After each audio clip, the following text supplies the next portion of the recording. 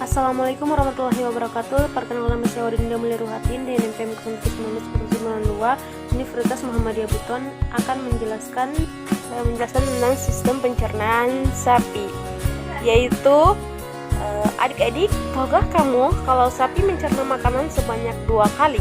Ya, sapi merupakan salah satu hewan ruminansa atau bisa disebut hewan memamah biak yang dapat mengunyah makanan 2 kali sebelum akhirnya dicerna tubuh dan diubah menjadi energi. Apa saja organ-organ yang berperan dalam pencernaan makanan di dalam tubuh hewan ruminansa? Simak penjelasan video berikut ya. Hewan ruminansa merupakan hewan pemamah biak pemakan tumbuhan herbivora. Sistem pencernaannya pada hewan ruminansa lebih unik dibandingkan dengan manusia. Hewan ruminansa dapat mengunyah atau memamah makanannya melalui 2 fase. Fase pertama terjadi pada saat awal makanan masuk. Makanan hanya dikunyah sebentar dan masih dalam tekstur yang sangat kasar.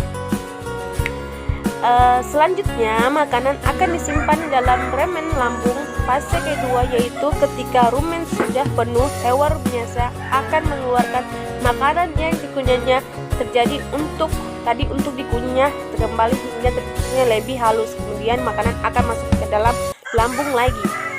Terdapat 5 organ pencernaan pada hewan ruminansa berperan dalam proses pencernaan makanan dalam tubuh. Organ-organ tersebut saling terhubung satu sama lain sehingga membentuk satu sistem pencernaan. Berikut ini adalah ilustrasi sistem pencernaan hewan ruminansa atau sapi. Ini merupakan sistem atau ilustrasi proses pencernaan makanan pada sapi, hewan ruminansa. Organ pada hewan non-ruminansa beserta fungsinya sebagai berikut. Rongga mulut atau oviduct or cyst.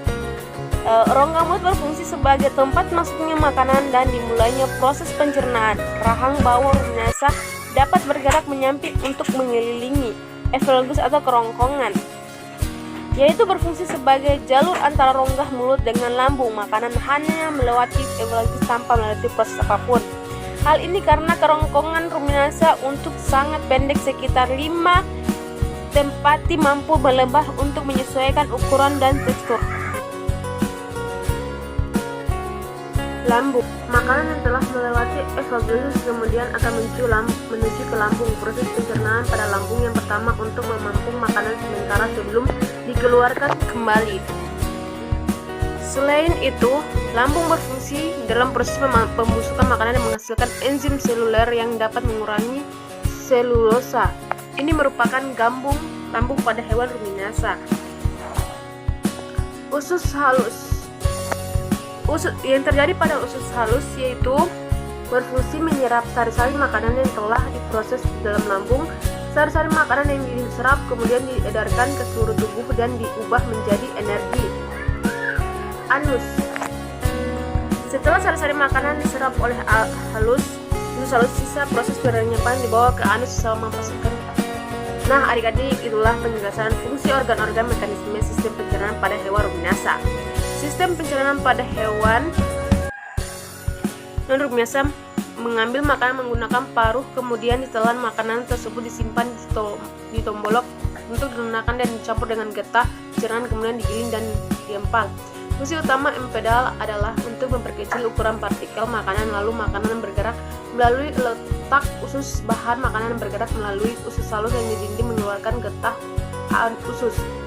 Saluran pencernaan yang relatif pendek pada hewan ternak non-ruminansa hanya berlangsung selama lebih kurang 4 jam. Mungkin cukup sekian penjelasan dari saya. Lebih dan kurangnya mohon dimaafkan. Terima kasih, semoga bermanfaat. Wabillahi taufiq wal hidayah. Wassalamualaikum warahmatullahi wabarakatuh.